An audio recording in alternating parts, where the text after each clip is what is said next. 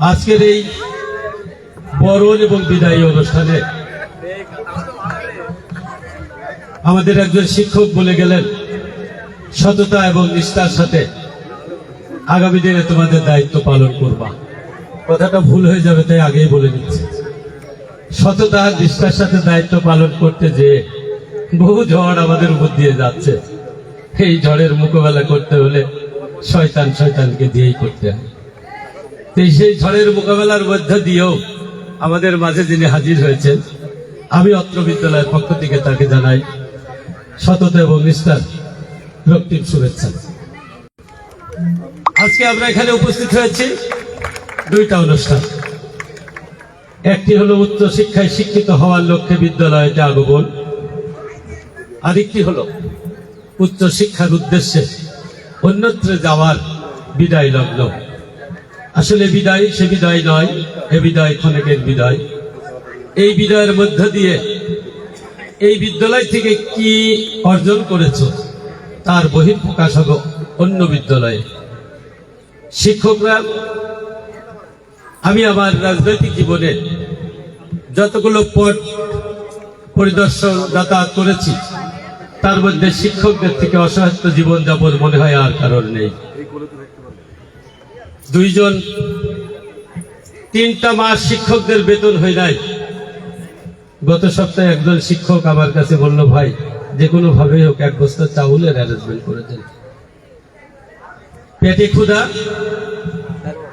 ঝড়ের ঝঞ্ঝাট, সংসারের নির্যাতন, তার মধ্য দিয়েও হাসি মুখে তোমাদের মাঝে এসে সুশিক্ষায় শিক্ষিত করার জন্য তাদের মূল্যবান সময় দান করেছেন।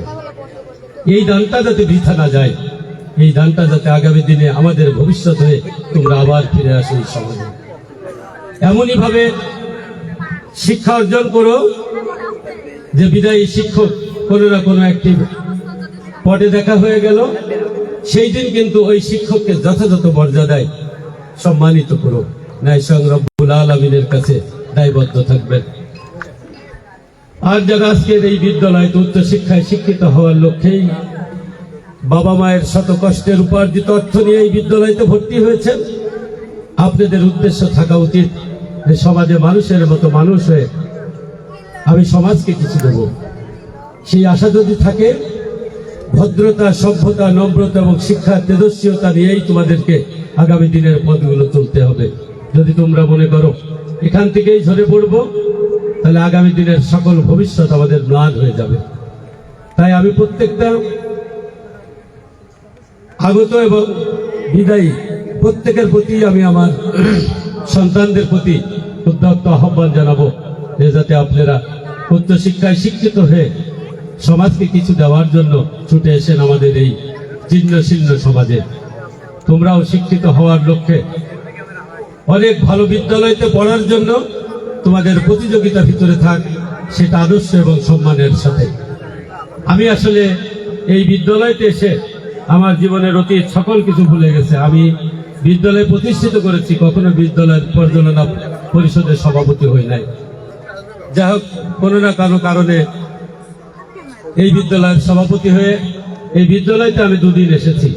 আসলে বিদ্যালয়ের যে করুণ দৃশ্য, এই দৃশ্য কোনো মানুষ করতে পারে না। এখানে শিক্ষকদের ত্রুটি চেপে ধরে উন্নয়নমূলক যা কাজ এসেছেন তাদের স্তব্ধ করে দিয়ে, তাদের বাক বন্ধ করে দিয়ে, সেই তাদের ব্যক্তি স্বার্থ চরিতার্থ করার জন্যই সমস্ত কিছু ধ্বংসের দ্বার প্রান্তে। আমিও রাজনীতি করি, আমিও ব্যবসা করি, তবে এই ব্যবসা সেই ব্যবসা নয় যে ব্যবসা আমাদের জীবনে অভিশাপ হয়ে থাকবে। আমার বিদ্যালয়তে আমি যেদিন এসেই প্রথমে ওয়াশরুমে যাই, ওয়াশরুমে যেয়ে দেখি যে মাথার উপরে ওই যে প্লাস্টার করা ওগুলো পড়তেছে, তা আমি ঝাড়তেছি। পরে উপরে তাকায় দেখি যে প্লাস্টারগুলো ঝুরঝুর করে ঝরে পড়তেছে, তারও এখনো দৃশ্যমান, আপনারা গেলেও দেখতে পারবেন।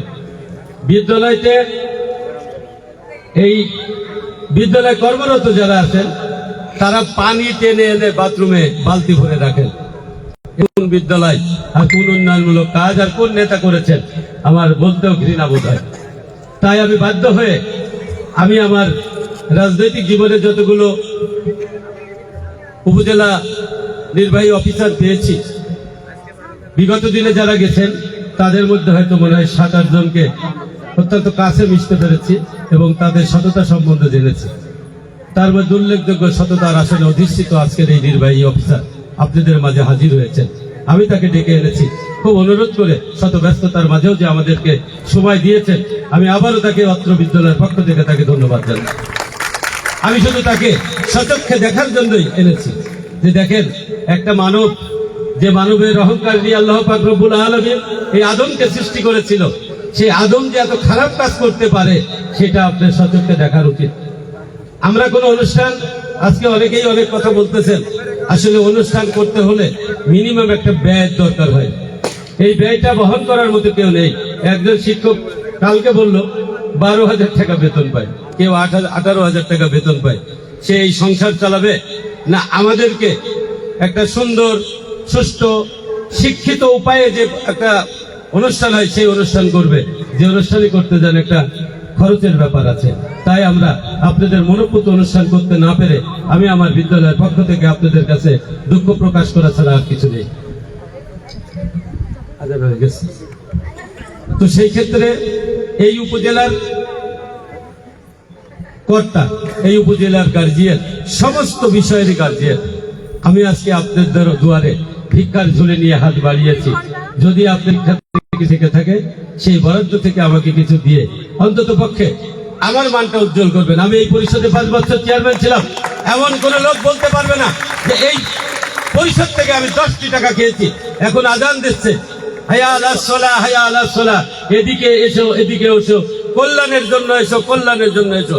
আমি আজানকে শপথ করে বলতে পারি যে আমি পরিষদ পরিচালনা করেছি, 1টি টাকাও পরিষদের থেকে তসরুপও করি নাই, নিজের স্বার্থ উদ্ধার করি নাই। তাই আমাকে শেষ প্রান্তে এসে এমনই একটি ঝুড়িবিহীন একটা বিদ্যালয় হাতে দিয়েছে, যেই বিদ্যালয় আমি আগের থেকে যদি জানতাম তাহলে আমার ব্যক্তিগত তহবিল থেকেও আমি কিছু কিছু সহযোগিতা করি, বিভিন্ন জায়গায় আমি তাই করতাম। একটা জীর্ণ শীর্ণ অবস্থা, এই পাশে একটা মসজিদ আছে, নামাজ পড়তে গেলাম, কতজনের টয়লেটের ভিতর কত উন্নত মানের টাইলস, অথচ এখানে নামাজ পড়তে গেলাম সিজদা দেওয়ার মতো অবস্থা নেই। আসলে শিক্ষকদের যদি আমি কোনো কথা বলি, তারা কোথায় পাবে সেই টাকাটা? তাদের বেতনের হার তো 18,000 টাকা। না দেবে সংসারের যন্ত্রণা নিবারণ হবে, না হবে তার পারিপার্শ্বিক, না হবে তার সামাজিক, কোনোটাই নিবারণ করতে পারে না। তাই তো তাদের কোনো জোর দিয়ে কথা আমি বলতে পারি না। এদিকে আসেন, ওখানে একটা ওয়াল গাঁথা আছে, বিদ্যালয়তে ঢোকার পরে মানসিক পরিবর্তন যদি না হয় সেই প্রতিষ্ঠানে কোনো ভালো শিক্ষার্থী আমরা আশা করতে পারি না। এখানে একটা যে ফুলের কয়টা চারা লাগাবো, চারা কেনার টাকা নেই। এখানে একটা ঝুপড়ি আছে, একটা নিদর্শন, সেই পুরানো আমলে আমরা বাঁশ কেটে যে বিদ্যালয় করেছিলাম সেই ঝুপড়িটা এখনো ওরকমই আছে, কোনোটা দরজা নেই, কোনোটা জানালা নেই। এক জীর্ণ শীর্ণ পাতার কুটিরে এসে আমাকে বসবাস করতে দিয়েছেন আজকের যিনি আমাদের মাঝে প্রধান অতিথি হয়ে এসেছেন। একটা মাঠ, এখানে মাটি নেই, এখানে বৃষ্টি হলে পানি বেঁধে যায়। এই মাঠ যদি এখন আমি ভরাট করতে যাই, অন্তত 100 গাড়ি মাটির দরকার। 100 গাড়ি মাটি হতে পারে 1 লাখ টাকা হবে না, 2 লাখ টাকা লাগবে। কোথায় আসবে এই অর্থ? শিক্ষকদেরই গায়ে যাওয়া থাকে না, দেবে কোত্থেকে বিদ্যালয়ের উন্নয়নের খাতে? তাই আমার যে আজকের প্রধান অতিথি আমাদেরকে এসে যেমন ধন্য করেছেন, আপনার হাতছানিতে যাতে আমার বিদ্যালয় কোনো না কেন উপকৃত হয় সে আশাবাদ ব্যক্ত করছি।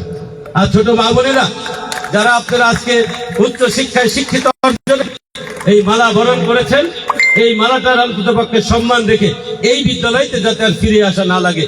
এই যে 3 মাসকে 2 মাসকে 1 মাস যাই থাকুক না কেন, আপনারা টেবিলকে সার করে নেন, টেবিলে বসেন, সারাক্ষণ পড়াশোনা করে এই বিদ্যালয়তে যাতে ফিরে না আসি। আমরা যে আনন্দ চিত্রে আজকে আপনাদের বিদায় দিলাম, এই বিদায়টা যেন বিমর্ষ ক্রন্দনরত না হয়। আর আপনারা যারা এসেছেন তেমনই ভাবে আপনারা উচ্চ শিক্ষা অর্জনের জন্য আপনাদের ভিতরে যাতে শিক্ষা অর্জনের মানসিকতা, শিক্ষা অর্জনের মেধা, এই 3টা জিনিস দিয়েই আপনারা এই বিদ্যালয়ের মান উন্নত করবেন, শিক্ষার মান উন্নত করবেন। আর আমি এই সাথে শিক্ষকদেরও কিন্তু বলবো, আপনার যদি রুচি ভালো না থাকে কোনো ভালো ছাত্র আশা করা যাবে না। আপনার ব্যবহার যদি ভালো না হয় কোনো আদর্শবান ছাত্র সেখান থেকে আশা করা যাবে না। আপনি যদি সেইভাবে গড়ে না চলতে পারেন, আপনারাই হলো কাজে মানুষ গড়ার কারিগর। এই মানুষ গড়ার কারিগর সরকারিভাবে যতই অবহেলিত হোক, সমাজে আপনাদের যথেষ্ট পরিমাণ মূল্য আছে, সেই মূল্যটাকে মূল্যায়িত করে এই শিক্ষার জীবনটাকে পরিবর্তন করার জন্য সামাজিক এবং আপনাদের ব্যবহারিক সততা সবগুলো মিলায়ে একজন সুশিক্ষায় শিক্ষিত ছাত্র তৈরি করেন, দুদিন পরে সম্মান পাবেন।